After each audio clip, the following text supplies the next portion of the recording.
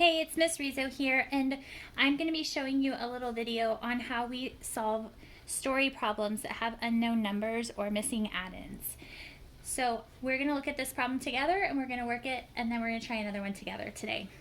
So it says, Tim had some baseball cards. He gave 29 to his brother. Now he has 47 left.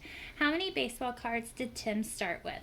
I like for kids to see that word problems are kind of like a story. There's something going on within it. So I have my kids draw out what's happening in the story. So we're going to start out by drawing Tim. And it says he had some baseball cards. Here's his cards. There's Tim. And it says some right here, so we don't know a number. That's an unknown number. So we're going to represent it with a question mark. So Tim had some baseball cards. He gave 29 to his brother. So we're going to draw Tim's brother right here. And we're going to draw Tim giving cards to his brother. And it says he gave him 29. Now I need to decide if I'm going to use a subtraction or an adding. He's giving some out of his collection, which means his collection will be getting smaller. So he's subtracting from his collection to his brother. So we're going to represent that with the subtraction sign. Then it says now he has 47 left. So now we have Tim over here and he has 47 baseball cards left. So now we need to come up with a number sentence that matches our word problem. So we have a question mark minus 29 equals 47. So our picture that went along with the story kind of helped us come up with a number sentence. But if you look at that number sentence, there's an unknown number, or we call it a missing add-in sometimes. And we can't solve the problem like it is. So we need to either use a number bond to figure out how to solve this, or you can use something called a bar strip model. They're kind of the same thing. So in this, the bar strip model, this is the whole number, and then these are the two pieces that make this number. Here's the whole number right here. Let's just label that so you know. Whole, and then these are the pieces. And then this is the whole, like the whole candy bar, and then these are the two pieces that you would break off of the candy bar.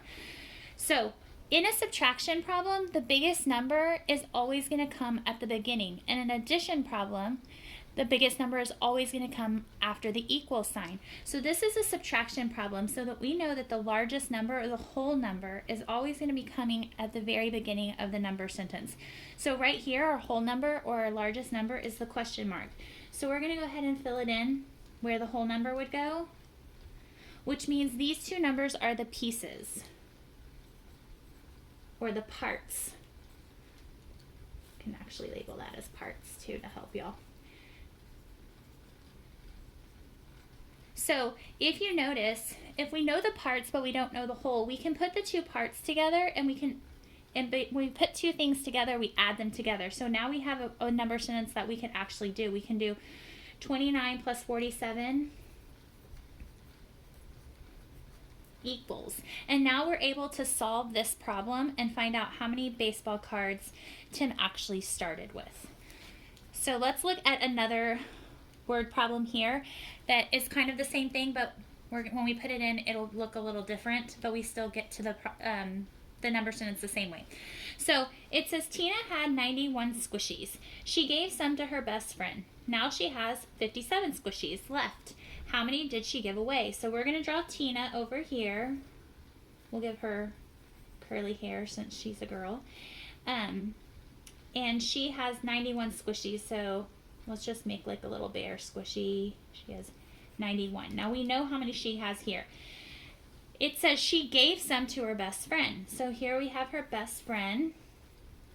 And again, she's giving some. Sometimes we are giving to someone and making their collection bigger, but in this case, she is giving some away to her friend, so her collection will be getting smaller. So again, it's going to be a subtraction, and she gave her best friend some. We don't know how many she gave her. She gave her some. That's why I got to always go back and reread, even Miss Rizzo does. So for some, we're going to represent that with a question mark. So she gave her best friend some. Now she has 57 squishies left. So here we have Tina, and she has 57 squishies left. So now we can take this and put our number sentence. We have 91 minus, and make sure you put those signs in there, question mark, because she gave her best friend some, and she's left with 57. Now I can't solve this number sentence the way it is, so I'm going to go ahead and do either your bar strip model if you like that, or your part whole. I am a fan of the part whole, just because of the way we set it up in class. It helps us know exactly what kind of number sentence we're doing. So again, this is a subtraction sentence, so my whole number is going to come at the beginning of the sentence, which means my 91 will be my whole number. The 91 will go here. That means that the question mark or the unknown and the 57 are my parts. If you notice before, I used these two bottom ones to come up with my number sentence. I can't do that here because I have a question mark plus a 57. That's not a number sentence I can solve. But I can solve 91 minus 57. So by being able to solve 91 minus 57, I will find out how many squishies Tina gave to her best friend. And then I can solve both of these problems, any strategy that you like. If you want to do it two ways, that's always good because you can check your work. And I hope this video helps you understand how to solve a word problem with missing add-ins.